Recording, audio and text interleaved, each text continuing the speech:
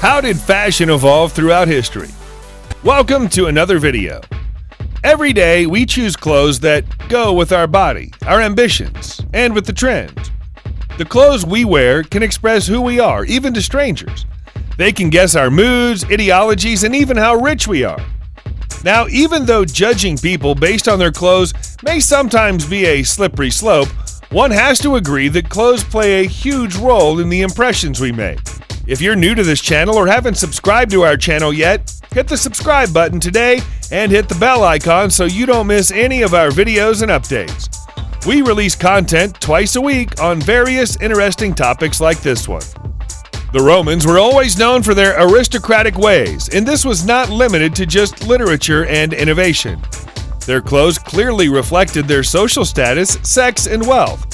Men predominantly wore short-sleeved or sleeveless knee-length tunics, while women wore longer, usually sleeved tunics.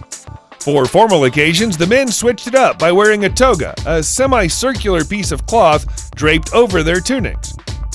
The toga is considered the national costume of Rome, as it signified that the wearer was a citizen. The women wore a shawl called the palla over their head and had a long dress called a stola. These garments gained global popularity as the Roman Empire expanded. The Anglo-Saxons that came after the Romans introduced belted tunics for both men and women. Women wore a shawl over their head, and if they were rich, layers of dresses. The men's tunics were sewn up the sides if they were wealthy and open from the hem to the waist if they were not. The color of their clothes also told the world how rich or poor they were based on the rarity of the dyes used. The Norman invasion led to clothes being slightly more close-fitting and elegant, but there weren't any huge changes. By the start of the 14th century, women started to wear close-fitting gowns with long sleeves and a full skirt.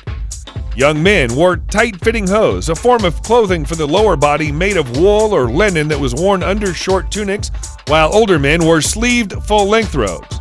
The Renaissance period, which lasted from 1450 to 1650, brought a complete upheaval.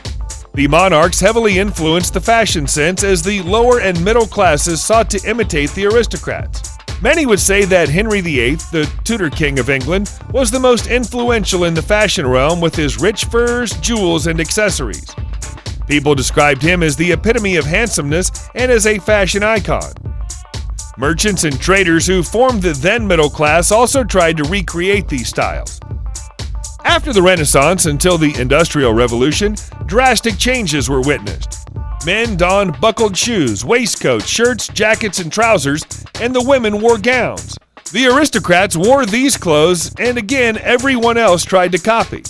Dressmakers and seamstresses to the royals had a lot of influence at the time.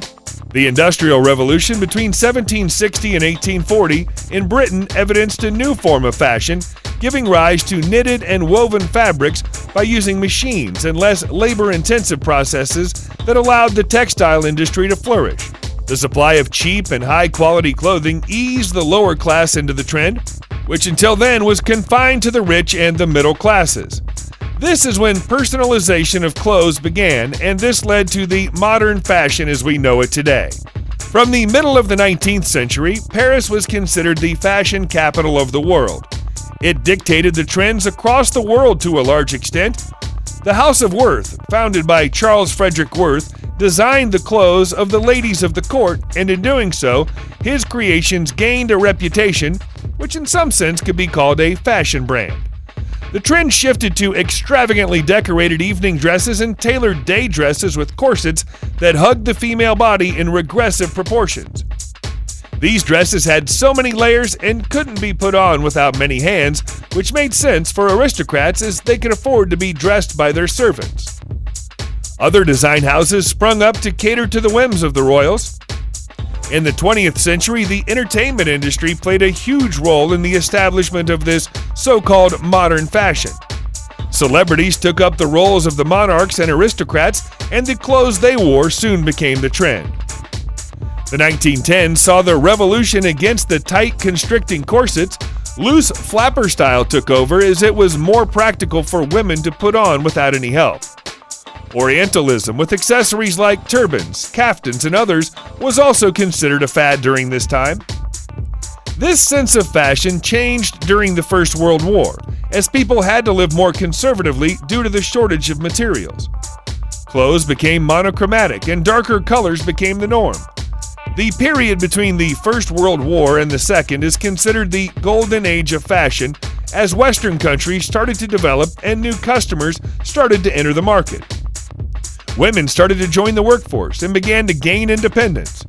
As a result, a more androgynous look began to emerge. Sporty, flat-chested look, the no-waist short skirts with the flapper style. Men also traded their formal attire for a more relaxed and youthful look with flannel trousers and short jackets. Even the tailcoats were replaced by shorter tuxedos. The Wall Street crash of 1929 affected 1930s fashion as everyone was hit by the recession. They started to dress conservatively. Girls wore trousers, even though women wore dresses and ankle-length skirts, which can be interpreted as a re-emergence of feminine fashion. After the Second World War, cheap and mass-produced clothes drove the expensive handmade ones out. A growing economy made ready-to-wear fashion a huge hit among celebrities and common people. Most of the clothes in the market replicated what celebrities wore in their films, so much so that it can be said that the film industry decided the tastes of the common man. Fashion houses started to target the working middle class. Independent women became a huge part of the market. There was also a huge variety in the market. Rebellious styles like punk, ripped jeans, and hippie clothes were also the fad. Jeans and tailored suits started to become a staple for households along with fashionable sportswear. The glamorous styles of the previous decades gave way to more simplistic styles in the 1990s as more and more variety inspired by subcultures came up. They became a success because they could offer a personalized choice to the consumer. In the current decade, fast fashion has become the norm with online shopping and seasonally changing trends. Mixing and matching and the increasing want for equality allowed people to dress however they wanted to express themselves. This ideology seems to have a strong message, especially among the youth today, so it's highly probable that it's going to remain for a while. While the fashion industry itself was wholly and drastically morphed by the influence of European and Western countries, it can't be said that the Eastern countries didn't have unique and inspiring clothing, but they do seem to have had as much of a successful impact. We hope you like this video. Please don't forget to like and share this video. If you know any other interesting facts about clothing, let us know in the comments section below. We'll see you soon with another interesting video.